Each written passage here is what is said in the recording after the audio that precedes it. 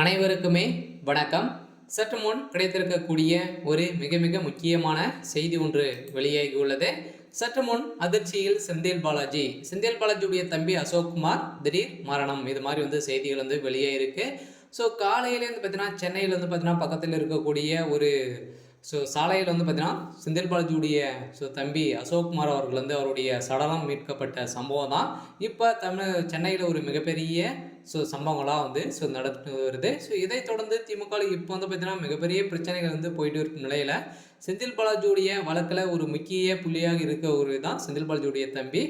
அவர் இப்போ அவருடைய சடலம் மீட்கப்பட்ட சம்பவம் பெரும் அதிர்ச்சியை ஏற்படுத்தியிருக்கு. இதை பற்றி இந்த வீடியோவில் நாம் முழுமையாக பார்க்கலாம். அதுக்கு முன்னாடி நம்ம சேனலுக்கு இப்போ தான் முதல் முறையாக வந்திருக்கீங்க அப்படின்னா மறக்காமல் நம்மளுடைய சேனலை சப்ஸ்கிரைப் பண்ணி சப்போர்ட் பண்ணுங்கள். வாங்க வீடியோக்குள்ளே போகலாம். செந்தில் பாலாஜி அவர்கள் பார்த்தீங்கன்னா சட்டத்துக்கு விரோதமான பண பரிமாற்ற வழக்கில் சிக்கியிருந்தார் இல்லையா.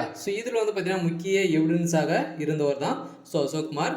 அங்கே செந்தில் பாலாஜியுடைய சம்மந்தப்பட்ட இடங்களில் ரைடுகள் நடக்கும்போது அங்கே பார்த்தீங்கன்னா அமலாக்கத்துறையும் அங்கே இருக்கக்கூடிய போலீஸாரும் கடுமையாக தாக்க பெற்றவர் தான் அசோக்குமார். அவருக்கு தான் பார்த்தீங்கன்னா செந்தில் பாலாஜியுடைய அனைத்து பினாமி சொத்துக்களும் அசோக்குமாருடைய தம்பி பேரில் தான் இருந்து வருவதாக அமலாக்கத்துறையும் குற்றச்சாட்டி வந்திருந்த நிலையில் இன்னும் கூட பார்த்தீங்கன்னா செந்தில் பாலாஜியுடைய தம்பி அசோக்குமார் அவர்களின் தலைமறைவாக தான் இருந்தார் இல்லையா.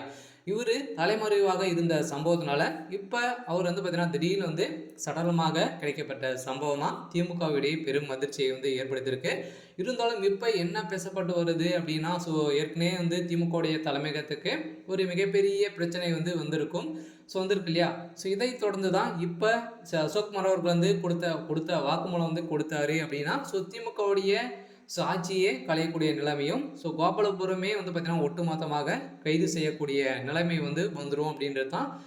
இப்போ தான் இதனால் அடிப்படையில் தான் அசோக்குமார் அவர்களை திமுக சேர்ந்த பிரமுகர்களில் யாருன்னா வெட்டி போட்ட சம்பவமாக தான் இப்போ பேசப்பட்ட ஒரு நிலையில் தான் இப்போ அதிர்ச்சியில் திமுகவுடைய தலைமையகமே இருக்குது. இதை தொடர்ந்து தான் செந்தில் பாலாஜி என்ன செய்வார் அப்படின்றது தான் இப்போ கேள்விக்குறியாக இருந்தாலும் செந்தில் பாலாஜி இப்போ கதறி கதறி அழுந்த சம்பவம் தான் அதிர்ச்சியை அழிச்சு இருந்தாலும் இப்போ திமுகவுக்கு ஒரு மிகப்பெரிய ஆப்பாக தான் வைக்கக்கூடிய நிலை இப்போ செந்தில் பாலாஜி அவர்களுடைய மனநிலை இருக்குது.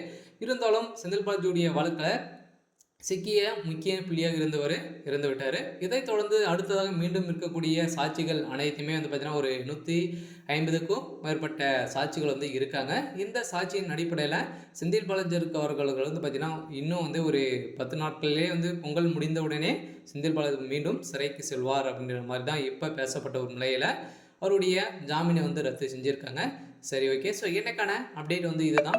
மறக்காமல் நம்மளுடைய சேனலை சப்ஸ்கிரைப் பண்ணி சப்போர்ட் பண்ணுங்கள். தேங்க்யூ.